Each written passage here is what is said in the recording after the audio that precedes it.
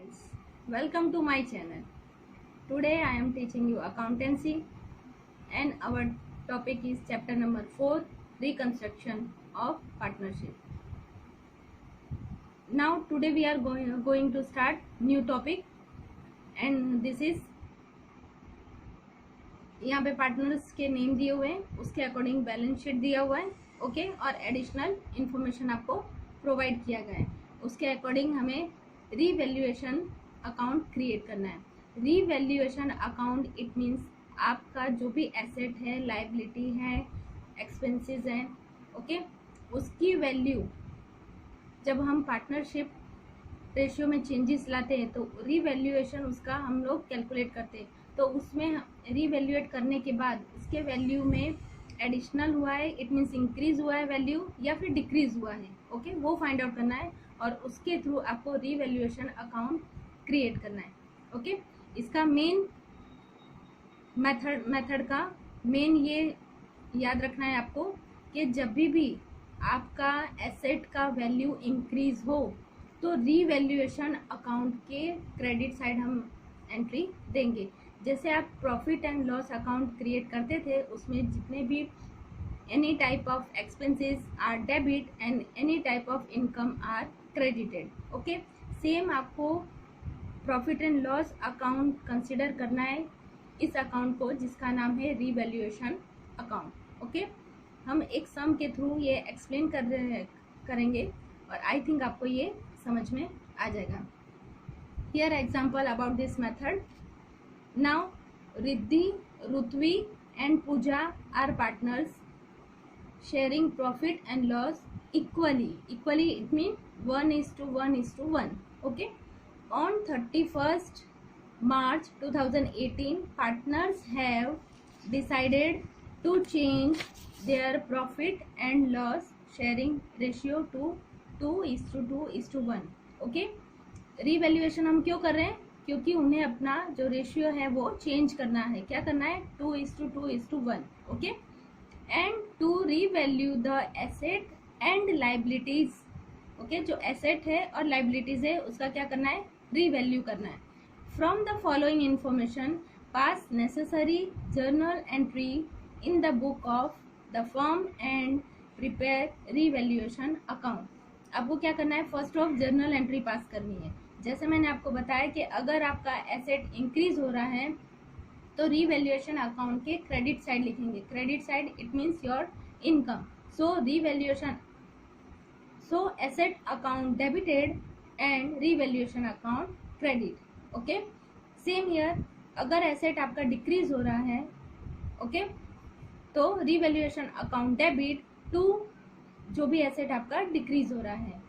और सेम हमें लाइबिलिटी में भी करना है। अगर लाइबिलिटी आपकी इंक्रीज हो रही है then your expense, that's why debited, and liability अगर आपकी डिक्रीज हो रही है इट मीन्स योर इनकम, तो क्या करेंगे? उसको क्रेडिट करेंगे revaluation account. Now first of we start to prepare pass journal entry, okay.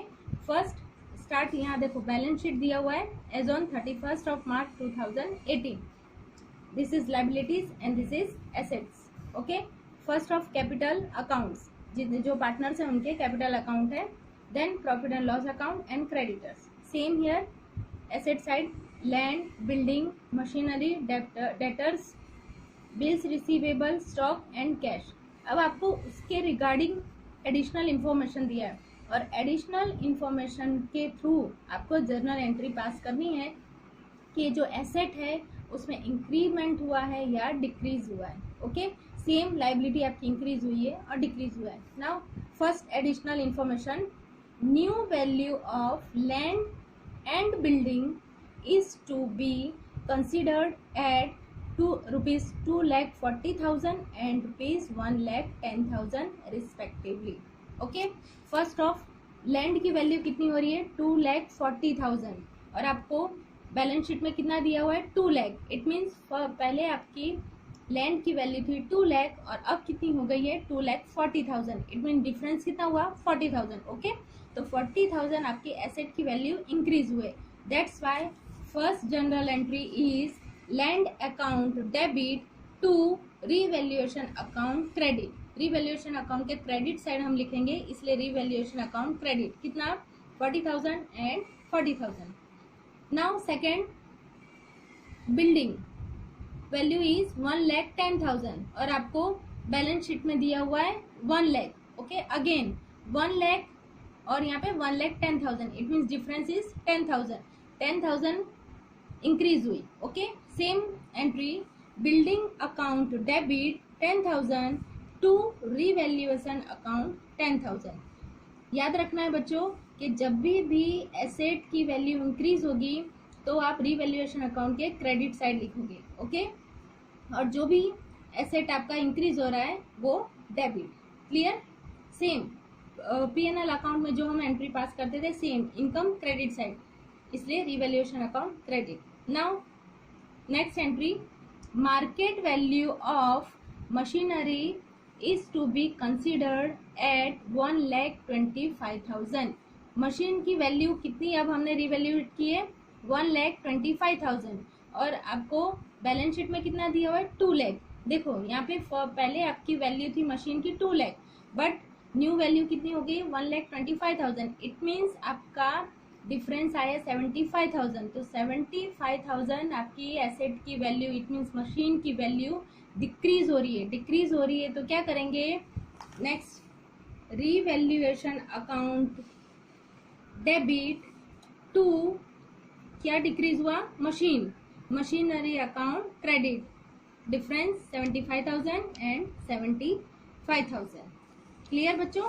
यहाँ पे रीवैल्यूएशन अकाउंट हमने डेबिट किया है, क्यों? क्योंकि एसेट की वैल्यू डिक्रीज हो गई है. ओके, और बाकी दोनों एंट्री में हमने क्या किया था revaluation account credit it means income, और यहाँ पे क्या हो रहा है हमारा लॉस हो रहा है, इसलिए revaluation account debit.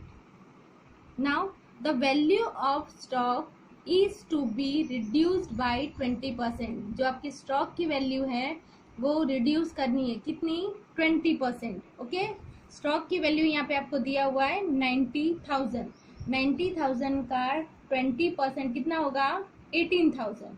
Clear?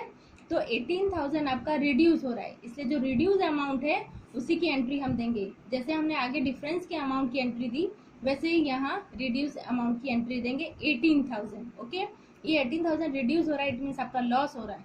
Loss always debit. So again revaluation account debit 18,000 to क्या रिड्यूस हो रहा है stock, to stock account credit 18,000. Clear? Okay, next entry, provision for bad debts reserve at 10%. Provision करना है bad debts reserve.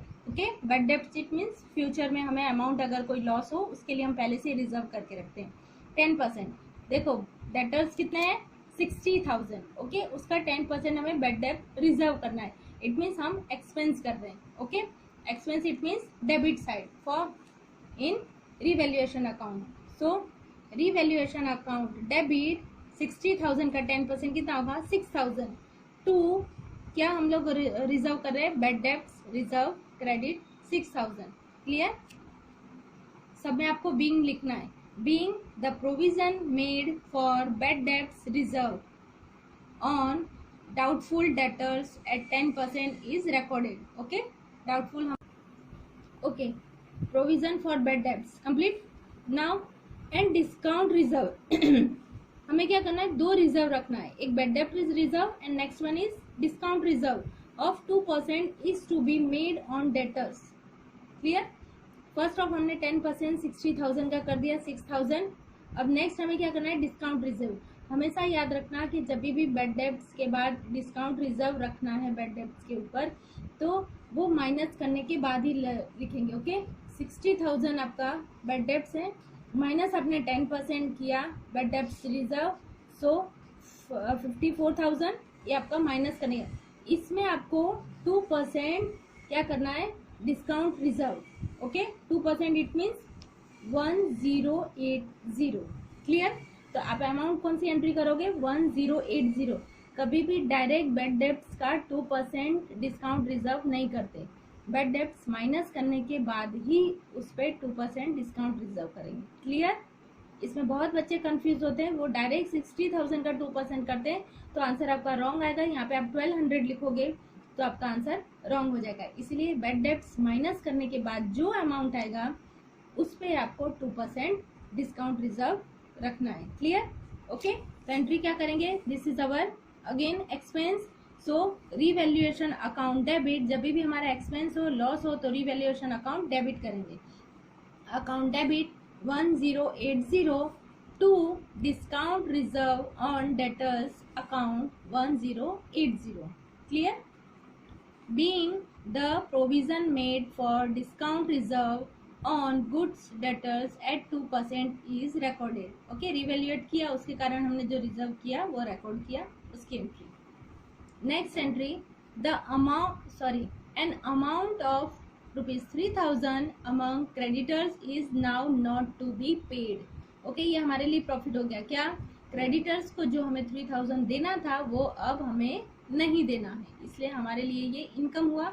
Income again credit, तो revaluation account हम क्या करेंगे, क्रेडिट, और डेबिट क्या करेंगे, रीजन क्या है, creditors. Okay, so next entry is creditors account debit ₹3,000 आपको गिवन है टू रिवैल्यूएशन अकाउंट क्रेडिट।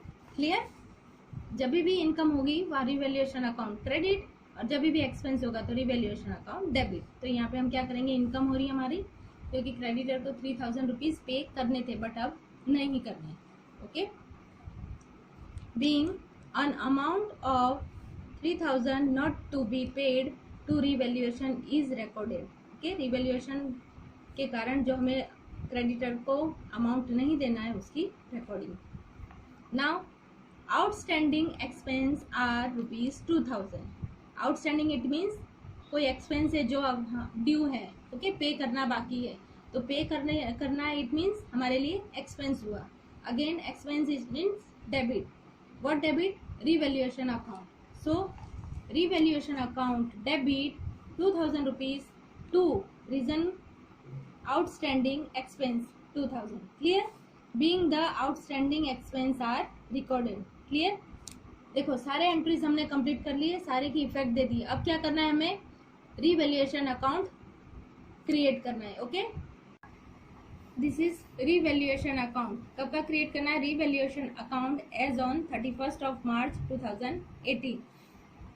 ये profit and loss adjustment account भी इसे कहते हैं। सेकंड नेम इसका क्या है, profit and loss adjustment account. मैंने आपको कहा था ना, जैसे हम प्रॉफिट एंड लॉस में एंट्रीज देते हैं सेम उसी तरह इसको कंसीडर करना है। ओके, तो अभी तक जितनी हमने जर्नल एंट्री की, जो हमने रिवैल्यूएशन अकाउंट में क्रेडिट किया था वो क्रेडिट साइड लिखेंगे, और जो हमने डेबिट किया था वो डेबिट साइड। फर्स्ट ऑफ हमने किया था land account, by land account 40,000, जो इंक्रीमेंट हुआ था 40,000 वो। Okay, then second building account, जो 10,000 का डिफरेंस आया था। ओके, 1,10,000 न्यू अमाउंट था और बुक वैल्यू थी 1 लाख, सो 10,000। बाय क्रेडिटर्स, जो क्रेडिटर्स को 3,000 हमें पे करने थे बट अब नहीं पे करना है, तो ये हमारी इनकम। सो ये 3 इनकम्स हमारे credit side. Then debit machinery value, जो डिक्रीज हमने किया था कितना, 20%। देन स्टॉक अकाउंट भी जो हमने डिक्रीज किया था 18,000। Then bad debts reserve expense, discount reserve expense and outstanding expense. तो जितनी भी हमने आगे जर्नल एंट्री पास की है, जो हमने डेबिट किया रिवैल्यूएशन अकाउंट वो डेबिट साइड, और जहाँ हमने रिवैल्यूएशन अकाउंट क्रेडिट किया है वो क्रेडिट अमाउंट यहाँ।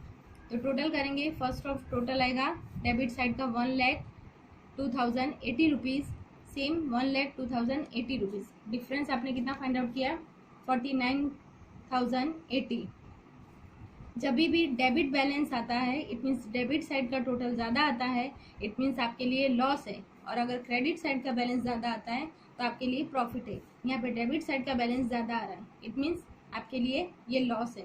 तो लॉस हम अब क्या करेंगे, पार्टनर्स में डिस्ट्रीब्यूट करेंगे। कैसे डिस्ट्रीब्यूट करेंगे, याद रखना, न्यू जो रेशियो उन्होंने डिसाइड किया है उस रेशियो से हम नहीं करेंगे, बट ओल्ड रेशियो जो उनका है उसी के अकॉर्डिंग हमें क्या करना है, डिस्ट्रीब्यूट करना है। तो ओल्ड रेशियो कितना था, इक्वली, इट मीन्स 1:1:1। तो 1080 को हम लोग क्या करेंगे, डिवाइड कर देंगे। Riddhi 16,360, same Rutvi and Pooja. Okay, your account is clear, complete. But अब इसकी हमें लास्ट जनरल एंट्री दे दी है। जो जो हमने पार्टनर्स में ये डिवाइड किए हैं उसको हमें क्या करना है, उसकी एंट्री करनी है। ओके, ये लॉस है इसलिए सारे पार्टनर्स अकाउंट डेबिट होंगे और रिवैल्यूएशन अकाउंट क्रेडिट होगा। अगर ये प्रॉफिट होता तो रिवैल्यूएशन अकाउंट डेबिट होता और सारे पार्टनर्स के अकाउंट में हम क्या करते, क्रेडिट करते। So Riddhi account again 16,360, Rutvi account same amount, Pooja account same amount, and total to revaluation account 49,080 complete. ये आपके जर्नल एंट्री कंप्लीट होगी। ये लास्ट वाली एंट्री हमेशा रिवैल्यूएशन अकाउंट कंप्लीट करने के बाद अगर प्रॉफिट आएगा तो तीनों पार्टनर्स में प्रॉफिट डिस्ट्रीब्यूट करेंगे, और अगर लॉस आ रहा है तो तीनों पार्टनर्स में लॉस डिस्ट्रीब्यूट करने के बाद ही ये लास्ट एंट्री आपको कंप्लीट करनी है। उसके बाद टोटल कर दीजिए। Debit side 2,04,160, same amount. Okay, ये आपका यहाँ पे सम कंप्लीट हो रहा है। आई थिंक आपको समझ में आ गया होगा।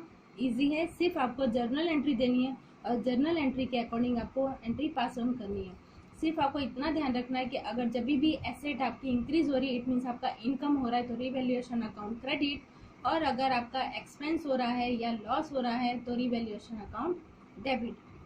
ओके, आपको अगर ये मेरा लेक्चर पसंद आया है तो प्लीज़ सब्सक्राइब करिए, शेयर करिए और लाइक करिए। नेक्स्ट एक्सप्लेनेशन में, नेक्स्ट लेक्चर में फिर से हम मिलेंगे। Okay, bye, have a nice day.